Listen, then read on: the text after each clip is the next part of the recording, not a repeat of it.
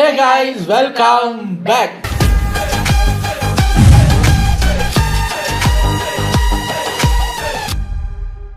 இன்னைக்கு ஏப்ரல் 1 எங்க 3 பேருக்கும் பர்த்டே. முட்டாள் தினம், ஏப்ரல் ஃபூல்ஸ் டே. அதனால எங்க பர்த்டே முன்னிட்டு இன்னும் யார் சப்ஸ்கிரைப் பண்ணலையோ விருப்பம்னா சப்ஸ்கிரைப் பண்ணுங்க.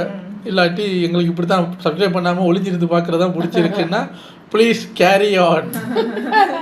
சரி வாங்க, இன்றைக்கி நம்ம முத பார்க்க போகிறது ஷாப்பி ஜோனோட சீரியல் கொடுமைகள். அவங்க தான் நம்மளை ஒவ்வொரு நாளும் ஏப்ரல் ஃபூல் பண்ணுறாங்க.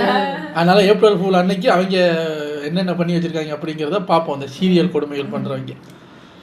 சரி வாங்க, எல்லை மீறி போறீங்கடா இன்னைக்கு மட்டும்தானா? சரி, இது ஒரு 21 மினிட்ஸ் வீடியோங்கிறதுனால டக்குன்னு பார்த்துட்டு ரெடி. வணக்கம் my dear zone mates, welcome to Shafi zone. நான் உங்க ஷஃபி அண்ட் இன்னைக்கு நம்ம பார்க்க போறது சீரியல் கொடுமைகள். சீரியல் கொடுமைகள் போடாட்டா ஏன்டா போட மாட்டேன்னு கேக்குறீங்க. ஆனா போட்டா எத்தனை பேர் பாக்குறீங்க? 1 லட்சத்துக்கே தத்தளிச்சுக்கிட்டு இருக்கு. நிறைய பேர் பாக்குறீங்க, பட் இருந்தாலும் இந்த லைக் எல்லாம் பண்ண மாட்டீங்க. உண்மையிலேயே உங்களுக்கு வீடியோ பிடிச்சிருக்குன்ற பட்சத்துல ஒரு லைக் எல்லாம் போட்டு சப்போர்ட் பண்ணீங்கன்னா தான் இந்த யூடியூப் காரன் நம்ம வீடியோ கொண்டு போய் 4 பேர் கண்ணில் காட்டுவான். ஸோ அதுக்காக வாச்சு அந்த சப்போர்ட் எல்லாம் கொஞ்சம் பண்ணி கொடுங்க. ஸோ இன்னைக்கும் எக்கச்சக்கமான தரமான சிறப்பான கண்டென்ட்லாம் மாட்டிருக்கு. வரிசையா பார்த்துருவோமா? ஃபர்ஸ்டா சாமி வேலு அப்படிங்கிறவர் கமெண்ட் பண்ணியிருக்காப்புல, ஜி தமிழ்ல வரக்கூடிய சந்திய ராகம் அப்படிங்கிற சீரியல்ல இப்ப சிலிண்டர் தானே பயங்கர ட்ரெண்டிங்கா போயிட்டு இருக்கு. ஸோ சம்பவம் பண்ணுவோம் அப்படின்னு சொல்லிட்டு பயங்கரமான காமெடி எல்லாம் பண்ணி வச்சிருக்காங்க அப்படின்னு சொல்லிட்டு தாங்க என்ன காமெடின்னு பார்த்துருவோம். சிலிண்டர் இந்த அடுப்பு ஒண்ணு போதும்டா. சிலிண்டர் நாங்க எதுவும் புக் பண்ணலையேப்பா, வீட்ல வேற யாராவது புக் பண்ணிருப்பாங்கம்மா. ஆக்சுவலா வில்லன் என்ன பண்றான், ஹீரோயினுடைய பெரியம்மாவை போட்டு தள்ளுறதுக்காக கேஸ் சிலிண்டரை வச்சு ஒரு பிரமாதமான பிளான் ஒண்ணு போடுறான். நீ உள்ள வந்து கிச்சன்ல வச்சிரு வா. அது எப்படி எங்க வீட்டுல எங்களுக்கு தெரியாம யாரோ ஒருத்தர் சிலிண்டர் ஆர்டர் பண்ணாங்க. அந்த அம்மா வீட்டுல குறைஞ்சது ஒரு 50-60 பேராது இருப்பாங்க போல இருக்கு. வந்தாலுமே அவங்க ஒன்றும் விசாரிக்கிற உள்ள வந்து வச்சிரு அப்படின்றாங்க. எவ்வளவு அழகா சொல்றாரு, நீங்க ஆர்டர் பண்ணாட்டி எவனாவது ஆர்டர் பண்ணி பாரு, வீட்டுக்குள்ள வந்து உள்ள எடுத்து வை, இல்லாட்டி வந்த வரைக்கும் லாபம் நினைச்சாங்களே. இல்ல எப்படி காசு கட்டணும்ல சிலிண்டர் லீக் பண்றதுக்கு. பேசி கேஸ் சிலிண்டரை கொண்டு போய் அவங்க வீட்டு கிச்சனுக்குள்ளேயே வச்சு கேஸை திறந்து விட்டது மட்டும் இல்லாம அங்க இருக்கிற ஜன்னல்லாம் அடைச்சு விட்டுட்டு அந்த அம்மாவை வீட்டுக்குள்ள வச்சு வீட்டு கதவையும் சேர்த்து பூட்டிட்டானாமா. இப்ப அந்த அம்மா தெரியாம எதையாச்சும் பத்த வச்சா மட்டும் போதும், ஆளு காலியா. அருமையான ஐடியா வரட்டா. ஆக்சுவலா வில்லன் போட்ட பிளான் என்னமோ பிரமாதமா தான் இருக்குது, அதுல எந்த குறைச்சலும் கிடையாது. ஆனா அந்த அம்மாவை காப்பாத்துறதுக்காக ஒரு 4 பேர் கிளம்பி வராங்க பாத்தீங்களா, அவங்க தான் காமெடியே பண்றாங்க. மிகப்பெரிய இடைவெளிக்கு அப்புறம் ஒரு காமெடி திருவிழா நம்ம சேனல்ல மீண்டும் ஆரம்பிக்க போகுது. கவனிச்சியா? பார்த்தா ஏதோ சிலிண்டர் போடுற மாதிரி தெரியுது. ஃபர்ஸ்ட் கேஸ் சிலிண்டர் போட வந்தவனே தப்பா இருக்கானே அப்படிங்கறத இவங்க என்ன தப்பா இருக்காரு பிடிக்கிறாங்களா? அவனை நல்லா கவனி, அவன் யூனிஃபார்ம் மாத்தி போட்டிருக்கான். நானும் எதையோ வச்சு சந்தேகப்பட்டு பார்த்திருக்கேன்டா. ஆனா யூனிஃபார்ம் திருப்பி போட்டான்றதுக்காக ஒருத்தர் சந்தேகப்படுறாங்கன்னா இவங்க எங்கேயோ போயிட்டாங்கடா அப்படிங்கிற மாதிரி தான் இருந்துச்சு. ஆனா அவங்க சந்தேகப்பட்டது கரெக்ட் தான்ங்கிற மாதிரி நேரா கிளம்பி அந்த வீட்டு வாசல் கிட்ட போன உடனே அவங்க சொல்ற முதல் டயலாக் என்ன தெரியுமா? வீடு முழுக்க கேஸ் ஸ்மெல் வருது. பாருங்க, வீட்டுக்கு வெளியே நிக்கிறாங்க, அவங்களுக்கே உள்ள இருக்கிறவங்களுக்கு வராத எல்லாம் அடைச்ச உடனே வீட்டுக்குள்ள. அதுவும் அந்த அம்மா எங்க நிக்குதுன்னு மட்டும் கொஞ்சம் பாருங்களேன். அங்க பாருங்க, நொங்க பாருங்க.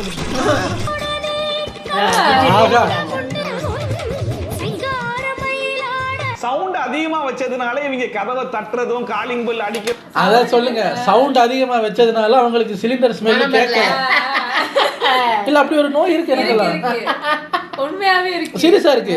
நான் என்ன தெரியுமா பண்ணிருக்கேன், சீரியஸா இருக்குங்க, இருக்கு பாருங்க. இவன் சிரிக்கிறா, நாங்க 2 பேரும் ஒத்துக்கிறோம். நானே கண் கூட பாத்துருக்கேன். சவுண்ட் இப்ப கிச்சன்ல ஏதாவது ஸ்மெல் வந்துச்சுன்னா அதை ஃபோக்கஸ் பண்ண முடியாது. சவுண்டை குறைச்சிட்டு அப்படின்னு திருப்பி சவுண்டை கூட்டியிருக்கேன் நான். ஸோ சவுண்டை கம்மி பண்ணினாதான் மூக்கு வேலை செய்யும். அப்படி ஒரு கனெக்ஷனை கடவுள் மாத்தி கொடுத்துருக்காரு. அந்த அம்மா காதுல விளறன்னு சொல்றதுல ஒரு லாஜிக் இருக்குடா. ஆனா கிச்சன்ல இருக்கிற கேஸ் ஸ்மெல்லு கிச்சன்ல இருக்கிற அந்த அம்மா மூக்குலயே விளறன்னு சொல்றதுல என்னடா லாஜிக் இருக்கு?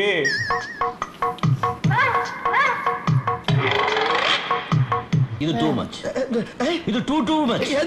அதுலயும் பாருங்க, இந்நேரம் பார்த்தா லைட்டர் ஒர்க் ஆகாது, தீக்குச்சியை பத்தினா அதுவும் பத்தாது. இது எல்லா சினிமாலையும் வரக்கூடிய விஷயம் தான். இதுல எந்த விதமான மாற்றமும் இல்ல. மாற்றத்தை எங்க திரும்ப வச்சிருக்காங்க, காப்பாத்துறதுல.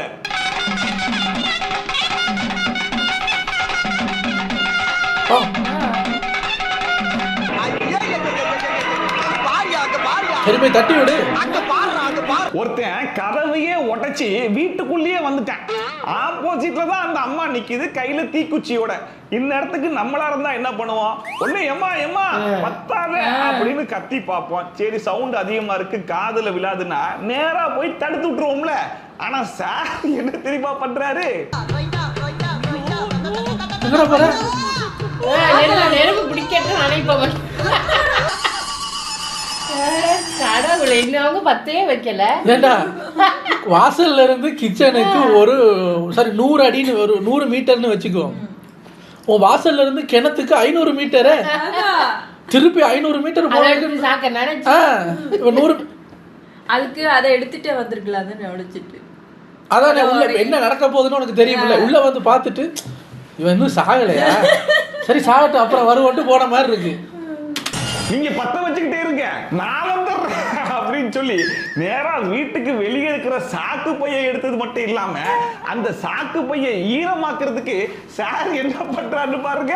ஆத்துக்குள்ளே அத்தி மரம், அகில அகில அத்தி மரம், அகில அகில அத்தி மரம். சரி நீ தான் இப்படி காப்பாத்துற ப்ரிப்பரேஷன்ஸ் பண்றதுல பிஸியா இருக்க. உன் கூட 3 பேர் வந்தாங்கல்ல, நீ போய் தண்ணி எடுத்துட்டு வர்ற வரைக்கும் அவங்க உள்ள வந்து அவங்கள இதெல்லாம் பண்ணாதீங்கன்னு சொல்லலாம்ல.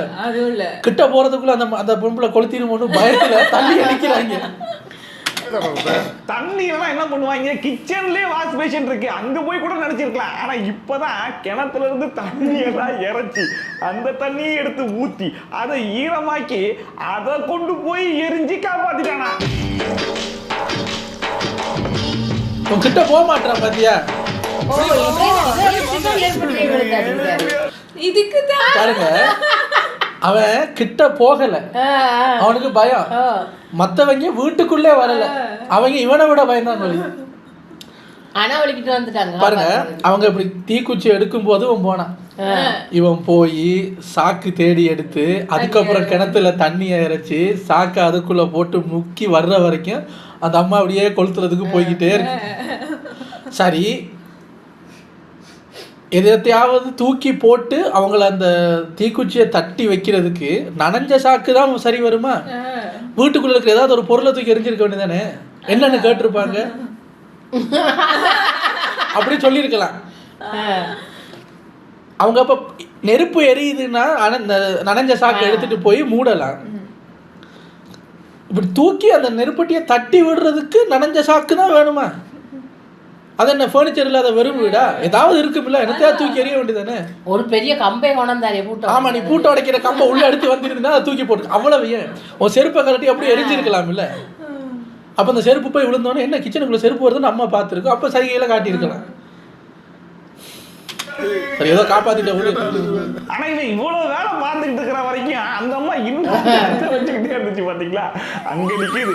இருந்தாலும் ஒரு அம்மாவை இவ்வளவு டக்குன்னு இவனும் காப்பாற்ற கூடாதுன்ற அளவுக்கு பிரமாதமா காப்பாத்திருக்கீங்கடா. என்ன காப்பாத்துறதுக்கு இப்படி உசுர பணைய வைப்பியாடா? யாரு வச்சது? அவன் கிட்டே வரலையே. நீங்க தான் கொளுத்தட்டு இருந்தாரு அவர் பார்த்து. ஏன் கிணத்துல தண்ணி ஆளுன்னா உசுறு போகுமா என்ன? பணைய வச்சிருக்காருங்க. பணைய வைக்கிறதுனா என்ன தெரியுமாமா? கதவை உடைச்சிட்டு உள்ள வந்த உடனே நேரா சேர்ந்து எறிவோம் பரவாயில்லன்னு கிச்சனுக்குள்ள வந்து உங்களை எடுத்துட்டு வந்திருக்கணும். இவர் எட்டத்துல நின்று அப்படி தூக்கி போட்டதுக்கு ஓ உசுர பணைய வச்சியா? கொஞ்சம் அறிவு இருக்கா? இருந்தா அப்படி பண்ணுவானா? கமெண்ட் பண்ணிருக்காங்க, ப்ரோ அயலி சீரியல்ல இந்த ரேட்ல இந்த எபிசோட்ல போய் பாருங்க, நல்லா சிரிக்கிற மாதிரி பயங்கரமான காமெடி பண்ணிருக்காங்க அப்படின்னு சொல்லிட்டு. ஏஜென்டினா பண்ணாத காமெடிகளா வாங்க என்னன்னு பாத்துருவோம். அது உங்களுக்கு சொன்னா புரியாது சார். இது நீயே உனக்கு கட்டிக்கிட்ட தாலி. ஆக்சுவலா நம்முடைய ஏஜென்டினா அப்பப்ப பல வேலைகளை பார்ப்பாங்க பாத்தீங்களா, அந்த மாதிரி இப்ப புதுசா ஒரு வேலையை பார்த்து வச்சிருக்காங்க. அது என்னன்னு சொல்லி பாத்தீங்கன்னா, அவங்களுக்கு அவங்களே தாலியை கட்டிக்கிட்டு இவன் தான் என் புருஷன் அப்படின்னு சொல்லிட்டு 2 பேரும் சேர்ந்து குடும்பத்தை ஏமாத்தி குடும்பம் நடத்துறாங்களாம்.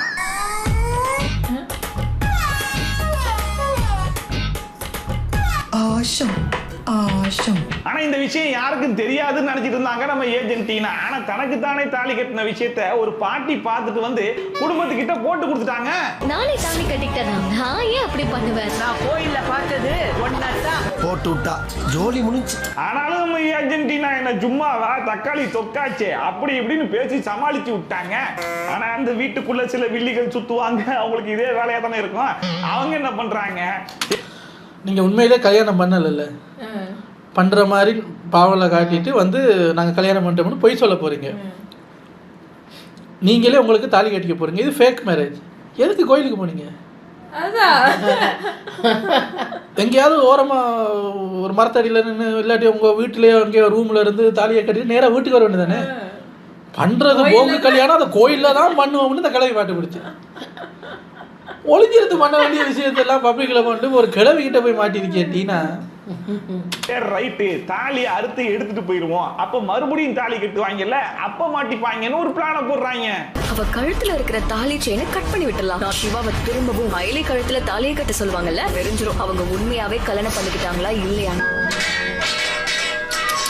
இப்ப நம்ம ஏஜென்டினா கழுத்துல கட்டி இருந்த தாலியை அருந்து கிடக்குது. இன்கேஸ் அந்த அறுந்த தாலியை மறுபடியும் அந்த புருஷக்கார பைப்புல நம்ம ஏஜென்டினா கழுத்துல கட்டி விட்டான்னா 2 பேரும் உண்மையான புருஷ முட்டாட்டி ஆயிடுவாங்களா இல்லையா? தாலி செயின் கட்டா இருக்கு.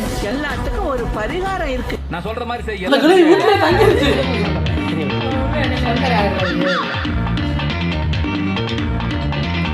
நம்ம வில்லிங்க போட்ட பிளான் படியே அந்த புருஷங்காரன் பயப்புள்ள ஏஜென்டினா கழுத்துல அந்த தாலியை போட்டுட்டேன். சோ அபிஷியலி 2 பேரும் தெரிஞ்சோ தெரியாமையோ புருஷன் கொண்டாட்டி ஆயிட்டாங்கடா அப்படின்னு நம்ம நினைச்சா அங்க வச்சிருக்காங்களா ஒரு ட்விஸ்ட். அந்த ட்விஸ்ட மட்டும் நீங்க பார்க்கணுமே.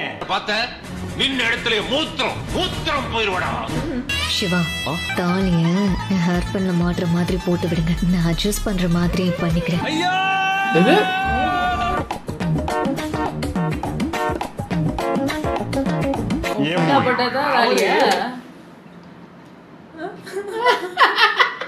டேய் தாத்தா இங்க வருதுடா. ஏன்டா இப்படி சீன் எடுக்கிறீங்க? இது என்னடா அது? ஹேர் பின் வரைக்கும் போட்டா அது கல்யாணம் இல்ல. நீங்க ஹேர் பின் வரைக்கும் போடுங்க, அப்ப நீங்க என் புருஷனாக முடியாது. நான் அப்படி அட்ஜஸ்ட் பண்ற மாதிரி எடுத்து போட்டா எனக்கு நானே பொண்டாட்டி. என்னங்க இது? அச்சோ, வர வர இப்படி நாத்தம் பிடிச்ச சீனா எடுத்து வைக்கிறாங்க இல்லையா? இது இருக்கிறதுல இருக்கிற ரொம்ப கேவலமா இருக்கடாது. சரி, பாதி மண்டைக்கு தான் அந்த தாலியை போட்டிருக்காரா, மீதி மண்டைக்கு நம்ம ஏஜென்டினா தான் இறக்கி விட்டுருக்காங்களா. சோ அபிஷியலி பார்த்தா அந்த கல்யாணம் செல்லாதாமா. இப்பவாவது எங்களை நம்புறீங்களா? இனிமே எப்படி நம்பாம இருக்க முடியும்?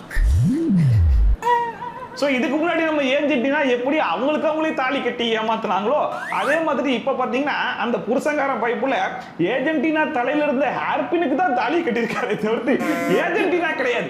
சோ முறைப்படி பார்த்தா அந்த குடும்பம் நடத்துமே தவிர்த்து ஏஜென்டினா கூட கிடையாதாமா. சோ மறுபடியும் குடும்பத்துக்கு கண்ணு முன்னாடியே ஏமாத்திட்டாங்களா.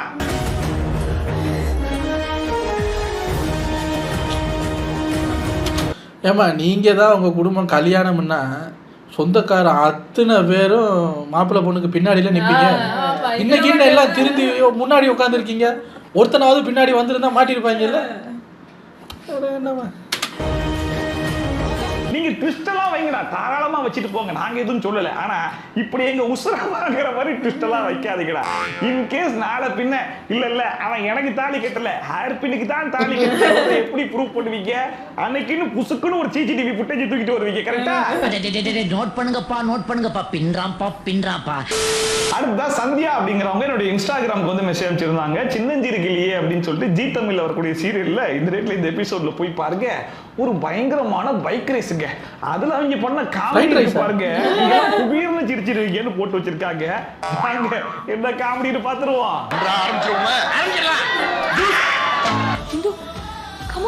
இன்னும் 2 hours தான் இருக்கு, அதுக்குள்ள ஆபரேஷன் பண்ணியா? நம்ம ஹீரோயினுடைய அப்பா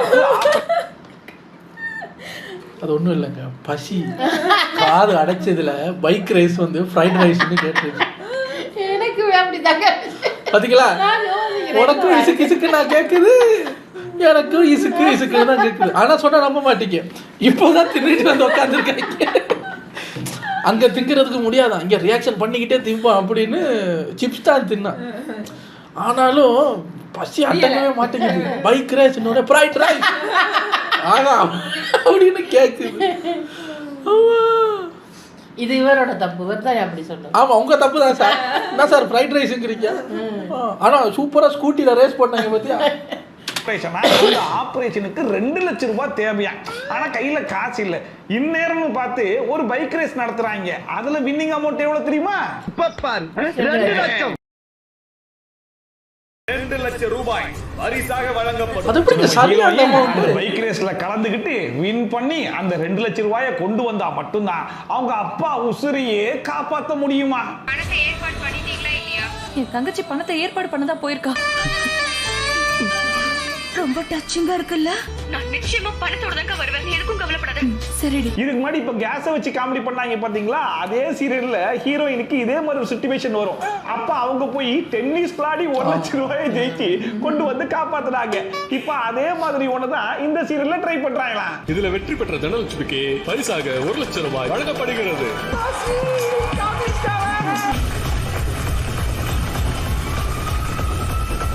அந்த சீரியல்லையும் ஹீரோயின் ஒன்றும் சாதாரணமாலாம் ஜெயிச்சிட மாட்டாங்க, பல தடங்கள் வரதான் செய்யும். ஆனா இந்த சீரியல்ல வந்திருக்க தடங்கள் இருக்கு பாருங்க, அது உங்க வீட்டு தடங்களோ எங்க வீட்டு தடங்களோ கிடையாது, ஊருப்பட்ட தடங்கள்.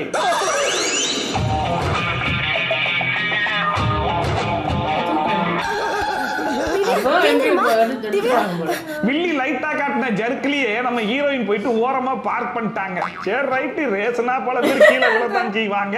ஆனா விழுந்தவங்க என்ன செய்வாங்க, பட்டுன்னு பைக் எடுத்து மறுபடியும் போவாங்கல்ல. ஆனா இவங்க ஏதோ ரோட்ல ஆக்சிடென்ட் ஆன மாதிரி கொண்டு போய் ஓரமா உட்கார வச்சு ஜூஸ் எல்லாம் கொடுத்து அந்த ஜூஸை முடக்குன்னு முழுசா குடிச்சிட்டு தான் கிளம்புறாங்க.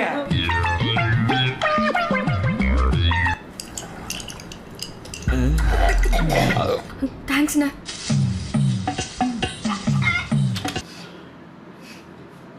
ஏதோ நீங்க ஓடுன மாதிரி டயர்ல குடிக்கிறீங்க. சொகுசா வண்டியில உட்காந்து தானே இருந்தீங்க, வண்டி தானே ஓடுச்சு. ஓடுறவனுக்கு தாமா தொண்டை காயும், ஜூஸை முடக்குன்னு குடிப்பேன். வெயில்ல ஓடி இருக்காங்க. அப்படி ஒண்ணு இருக்கோ, சாரிம்மா மன்னிச்சுங்க. இவ்வளவு அமுலு கும்பலிக்கு அப்புறமா எதுக்குடா மறுபடியும் இந்நேரத்துக்கு ரேஸே முடிஞ்சிருக்க மாட்டான்னு சொல்லி பார்த்தா ஹீரோயின் மறுபடியும் முந்தி ஃபர்ஸ்ட் வந்துட்டாங்க. என்னதான் இந்து கீழே விழுந்தா கூட திரும்பவும் எந்திரிச்சு முதல் இடத்துக்கு வந்துட்டா பாத்தியா. அதான் சரி ஃபர்ஸ்ட் வந்துட்டாங்களா, நேரா போய் ரேஸை முடிச்சுட்டு 2 லட்சம் ரூபாய் வாங்கிட்டு கிளம்ப சொல்லுங்கடான்னு சொன்னா மறுபடியும் போயிட்டு ஓரமா பார்க் பண்ணி கிடக்குறாங்க. கேட்டா இந்த வாட்டி மயக்கமா என்னத்த குடிச்சு தலைச்சியா. அவங்க விழுந்து கிடக்கிறத பார்த்து நம்ம சாக்கானா பரவாயில்லங்க, கூட ஓட்டுற பிள்ளையே நின்று சாக்காயிட்டு தான் போகுது. இதுக்கு வேற பொழப்பே கிடையாது, அவனை கீழே விழுந்துருதுன்னு சொல்லிட்டு. சரி அந்த பிள்ளை எப்படா மயக்கம் போட்டு விழுந்துச்சுன்னு கேட்டா அதுக்கு ஒரு பிளாஷ்பேக் வச்சிருக்காங்க. பிளாஷ்பேக் ஒளித்த பின் சொல்லுங்கிற இதுல மயக்க மரத்து கண்ணு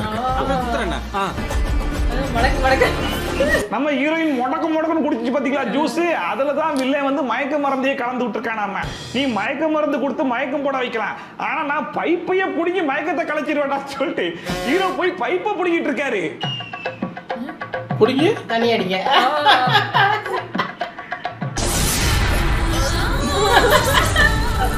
இதுல இன்னொரு கொடுமை என்ன தெரியுமா, நம்ம ஹீரோயின் ஓரமா மயக்கம் போட்டு கிடக்குறாங்க இல்லையா, இப்போ மிச்சம் இருக்கிறது எத்தனை ரவுண்ட் தெரியுமா?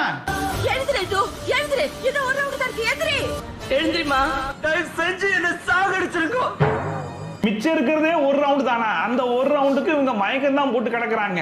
ஆனாலும் அங்க இருக்கிறவங்க எல்லாம் எந்திரிச்சு போ ஜெயிச்சிடலாம்னு காமெடி பண்ணிட்டு இருக்காங்க. டேய் இந்த காமெடி எல்லாம் எடுக்க முடியாதுடான்னு சொல்லி பார்த்தா அதெல்லாம் நாங்க எடுப்போம் அப்படின்னு சொல்லிட்டு கூச்சமே இல்லாம எடுத்து வச்சிருக்காங்க. உங்களுக்கு ஓகே தானே சிஸ்டர்? ஓகே தானே.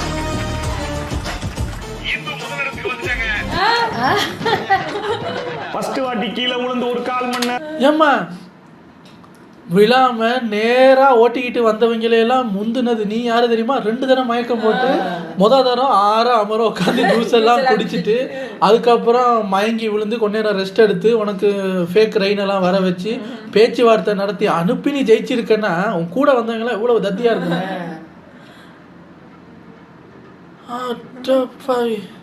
ரெஸ்ட் அப்புறம் மயக்கம் போட்டு விழுந்து இவங்க அஜித் சாரோட கம்பெனில போய் சேரலாம். எல்லா ரேஸையும் ஜெயிச்சு கொடுத்துருவாங்க. இவங்க ரொம்ப ஸ்ட்ராங்கா இருக்காங்களா இல்ல கூட இருக்கிற ஆப்பனன்ட்லாம் ரொம்ப வீக்கா இருக்காங்களான்னு தெரியல. ஆனா இந்த ரேஸுக்கு இவங்க கொடுத்த அமௌண்ட் 2 லட்சமா? 2 லட்சம் ரூபாய். கடைசி நேரத்துல இந்து புவனாவை முந்தி முதலிடத்துக்கு வந்துட்டாங்க. ஒருவேளை இவங்களை மட்டும் நல்லா ஃபாஸ்டா ஓட்ட சொல்லிட்டு மத்த எல்லாருக்குமே ஸ்லோ பைக் ரேஸ் போக இது ஓட்ட அவுட் ஆகலான்னு தெரியல. ஆனாலும் பாருங்க நம்ம ஹீரோயின் ஜெயிச்சிட்டாங்களா. இந்து முதலிடத்துக்கு வந்துட்டாங்க. அடுத்த பெனினால் ஜெயக்குமார் அப்படிங்கிறவர் என்னோட இன்ஸ்டாகிராமுக்கு வந்து மெசேஜ் அனுப்பிச்சிருக்காப்ல. 3 முடிச்சு அப்படின்னு சொல்லிட்டு சன் டிவில ஒரு சீரியல் வருது. அந்த சீரியல்ல பெல்ல வச்சு ஒரு பயங்கரமான சம்பவம் பண்ணிருக்காங்க அப்படின்னு சொல்லிட்டு வாங்க என்ன சம்பவம்னு பாத்துருவோம்.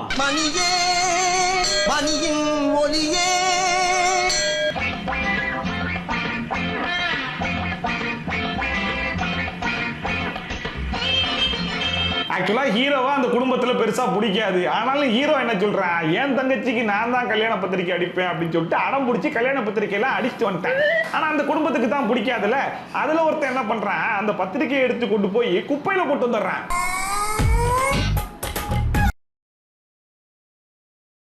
போட்டார் சார். எவனோ ஒருத்தன் நடுராத்திரில ஏதோ ஒரு பார்சலை கொண்டு வந்து குப்பையில போட்டு போறானேங்கிறத போலீஸ் பார்த்து சந்தேகப்பட்டு அந்த பார்சலை ஓபன் பண்ணி பார்த்தா இவங்க வீட்டு பத்திரிக்கை. அதனால அவங்களை கூப்பிட்டு அவங்க கிட்டே பத்திரிக்கையை கொடுத்து அமுச்சு விட்டுறாங்க. ஆனா இப்ப ஹீரோக்கு என்னன்னா, அது எவன்டா அது நான் அடிச்ச பத்திரிக்கையை கொண்டு போய் குப்பையில போட்டது அப்படிங்கறத கண்டுபிடிக்கணுமா. சாமி கடிக்கிற மணில சிகப்பு கயிறு கட்டிட்டு இருக்கீங்க. எல்லாம் பிளான் தானே சார்? ஏதோ பெருசா பண்றீங்க. மணியை வச்சு பிளான் போலயே ரொம்ப த்ரில்லிங்கா இருக்குது.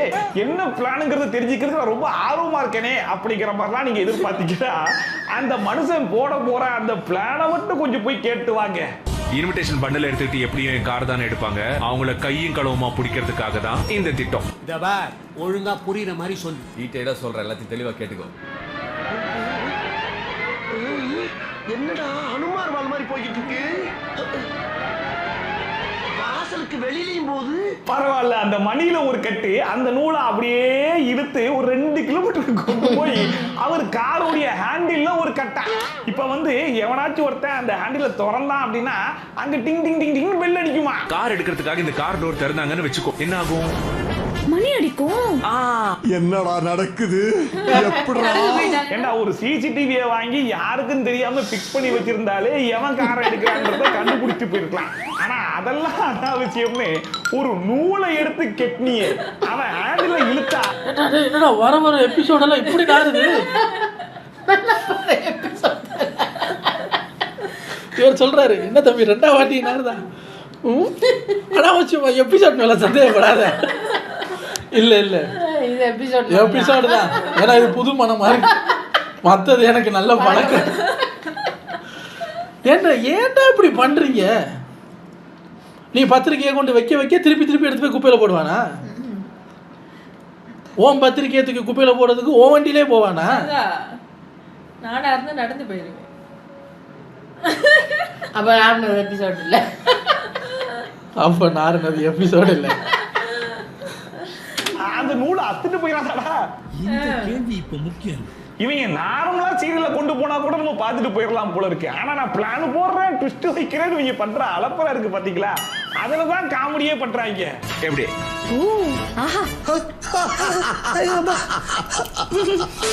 அடுத்த விஜய் சேகர் அப்படிங்கிறவர் கமெண்ட் பண்ணியிருந்தாப்புல, ப்ரோ சிங்கப்பெண்ணே அப்படிங்கிற சீரியல்ல ஒரு சம்பவம் ரொம்ப நாளா நடந்துட்டு இருக்கு, அது யாருமே பெருசா கவனிச்ச மாதிரி தெரியல, அது என்ன ஏதுன்றத கொஞ்சம் பார்த்து சொல்லுங்க அப்படின்னு சொல்லிட்டு வாங்க என்ன ஏதுங்கிறத விலாவரியா சொல்றேன். ஒண்ணு விடாம போடாதுன்னு சொல்றேன் சார். சொல்லு. ஆக்சுவலா இந்த சீரியலுடைய சிங்கப்பெண்ணான ஆனந்திய ஒரு பயப்புள்ள கெடுத்துருவான். அவன் கெடுத்தது எப்போன்னு சொல்லி கேட்டீங்கன்னா 2024 பிப்ரவரி அப்போ. கேட்டெல்லாம் தெரிஞ்சு வச்சிருக்கீங்க. 2024 ஒருத்தன் கெடுக்கிறான். ஆனா அந்த புள்ள எப்ப தெரியுமா கர்ப்பம் ஆகுது? மார்ச் 2025. கிட்டத்தட்ட அந்த கர்ப்பம் கன்ஃபார்ம் ஆகுறதுக்கே 1 வருஷம் டைம் எடுத்துக்கிச்சு. அப்படி என்ன பிரச்சனை? நீ கர்ப்பமா இருக்க. கர்ப்பமா இருக்கல்ல? இப்போ மார்ச் 2026 ஆகி போச்சா? இப்ப வரைக்கும் எவன் கெடுத்தான்றது தான் அந்த புள்ள தேடிட்டு இருக்கு. இந்த கேப்ல பாத்தீங்கன்னா ஹீரோவை கல்யாணம் பண்ணிக்கிட்டு அதுக்கப்புறமும் கெடுத்தவனை தான் தேடிட்டு இருக்கு. என் வாழ்க்கையில இப்படி ஒரு கொடுமையை பண்ணது யாருன்னு உங்களுக்கு தெரியும், நீங்க சொன்னீங்கல்ல, அது சொல்லுங்க. நான் கதையா சொல்லிட்டு கோரத்தை கொட்டாய் வருதுங்க. சோ 2024ல கெடுத்து அந்த கெடுத்தது கன்ஃபார்ம் ஆகுறதுக்கு 2025, இப்போ 2026. இவ்வளவு வருஷம் ஆகியும் இன்னும் அந்த புள்ள வயித்துல ஒரு சின்ன டிஃபரன்ஸ் கூட தெரியலங்க. இன்னும் அப்படியே தான் இருக்குது. எப்படி கண்டுபிடிக்கணுமா இல்லையா யாருன்னு? என்ன அவசரம்? நீ என்ன ஏமாத்துற? எனக்கு தெரிஞ்சு டைரக்டருடைய பாயிண்ட் ஆஃப் வியூல நம்ம சிங்கப்பெண் ஆனந்திக்கு இப்பதான் கர்ப்பமாயி 6 நாள் கம்ப்ளீட் ஆகி 7வது நாள் ஓடிட்டு இருக்குன்னு நினைக்கிறேன். அப்ப எப்ப 10 மாசத்தை முடிக்கிறது? குவாங் குழந்தைலாம் எப்ப பிறக்கிறது? அதை சொல்றதுக்கு நான் உசோட இருப்பேனான்னு தெரியல. என் பேர குழந்தை தான் வந்து சீரியல் கொடுமைகள் இதை சொல்லுவான்னு நினைக்கிறேன். 75 years later. என் வாழ்க்கையில இப்படி ஒரு கொடுமையை பண்ணது யாருன்னு உங்களுக்கு தெரியும், நீங்க சொன்னீங்கல்ல, அது சொல்லுங்க. அதே மரமா. கடைசியா மணிமேகலை அப்படிங்கிறவங்க கமெண்ட் பண்ணிருக்காங்க, வாரிசு சீரியல்ல சண்டே உடைய ஸ்பெஷல் எபிசோட்ல போய் பாருங்க, ஒரு பயங்கரமான நகைச்சுவை பண்ணி வச்சிருக்காங்க. சண்டேஸ்ல இவரா பிஸ்டல் நீங்க என்ன பண்ணிருக்காங்கன்றதை பாத்துருவோம். Special episode. ஆக்சிடென்ட் பண்ணது என் தங்கச்சி புருஷன் தான் உங்க வீட்டுக்காரரு சாட்சி சொல்லியிருக்காரு. ஆக்சுவலா அந்த அம்மாவுடைய புருஷன் சொன்னா ஒரு பொய் சாட்சியால நம்ம சாருடைய குடும்பமே பிரிஞ்சு போச்சாமா. இப்ப பிரிஞ்சு போன குடும்பத்தை ஃபெவிகால் போட்டு ஒட்டணும்னா அந்த ஆள் மறுபடியும் வந்து அந்த உண்மையை சொல்லணுமா. ஆனா அந்த அம்மா புருஷன் எங்க இருக்கான்னு சொல்ல மாட்டுது. ஒரே ஒரு தடவை சொல்ல சொல்லுங்கம்மா. அதான் முடியாதுன்னு சொல்றேன்ல, தேவையில்லாம எதுக்கு பேசிட்டு இருக்கீங்க? என்னடா இது, எப்படியாச்சும் அந்த ஆளை வர சொல்லி நம்ம குடும்பத்தை ஃபெவிகால் போட்டு ஒட்டிடலாம்னு சொல்லி பார்த்தா இந்த அம்மா ஒத்துக்க மாட்டுதே அப்படின்னு சொல்லி பார்த்துக்கிட்டு இருந்தா இந்த நேரத்துல தான் ஒரு கிட்னி டச்சிங் சீனே நடக்குது. உங்க தம்பி பையன் ரமேஷ் குளத்துல விழுந்துட்டான். என்னடா சொல்றீங்க? ஐயோ, இந்த காட்சியை பார்த்து எனக்கு கைய மோடல கால மோடல அப்படியே மிரண்டு போய் நிக்கிறேன். என்னது, அந்த அம்மாவுடைய தம்பி பையன் குளத்துல விழுந்துறானா? வாங்கடா அம்புட்டு பேருன்னு சொல்லிட்டு அம்புட்டு பேரும் பரபரப்பா ஓடி போய் பார்த்தா அந்த பயப்புல என்ன தெரியுமா பண்ணிக்கிட்டு இருக்கேன்?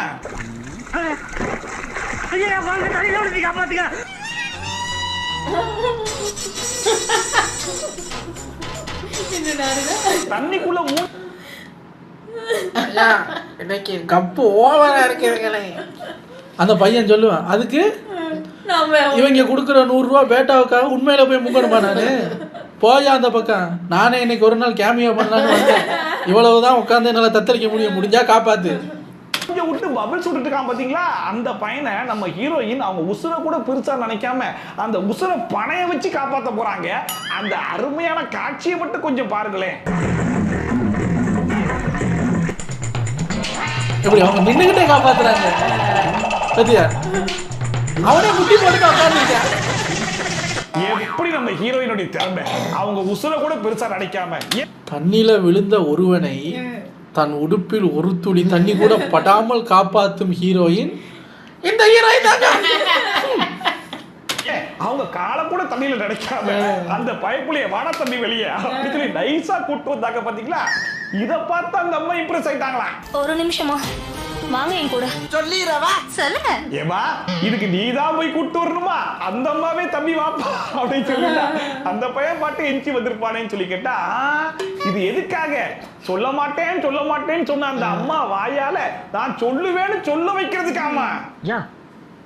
இப்ப அவர் எங்க இருக்காரு? ஏதோ ஆம்பூர் பக்கத்துல எங்கேயோ இருக்கான்னு கேள்விப்பட்டேமா. எப்படிரா கொஞ்சம் கூட சிரிக்காம இப்படிப்பட்ட சீரியஸான காமெடி சீன்ஸ் உங்களால மட்டும் எடுக்க முடியுது?